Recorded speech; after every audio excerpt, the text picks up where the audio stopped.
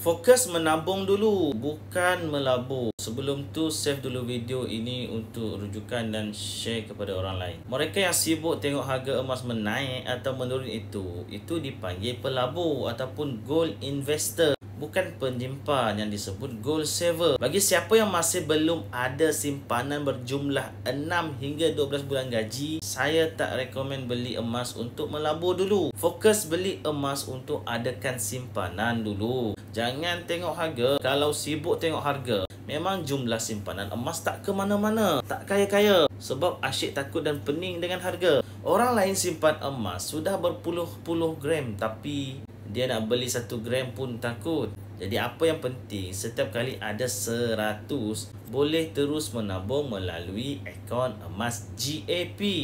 Berdasarkan pengalaman mentor saya membimbing lebih 6,000 penyimpan emas sejak 2010, dan penyimpan emas bawah bimbingan saya, itulah cara lebih baik bagi orang kebanyakan yang jadi lebih kaya dengan emas. Nanti bila dah mula, kita akan faham dengan sendiri harga tinggi rendah sebab dah ada benchmark tersendiri. Mindset penyimpan emas tegar ni, harga emas naik, mereka tetap beli. Dan bila harga turun pun mereka beli lebih banyak, borong. Sebab mereka nak pastikan jumlah tabungan emas mereka mesti bertambah setiap bulan. Nak fokus 100 gram. Masa harga murah lah, lebih cepat banyak tambah gram. Emas bertambah maksudnya kekayaan mereka juga bertambah. Dengan tabungan emas, itulah dia gunakan sebagai dana kecemasan keluarga. Jadikan modal beli rumah, beli tanah, modal pusingan bisnes dan kembangkan lagi hartanya lagi dan banyak lagi kegunaannya. Jadi jom saya bantu tuan-puan untuk mulakan simpanan emas. Tengok video 5 langkah untuk mulakan simpanan emas dan isi beg biru dekat bawah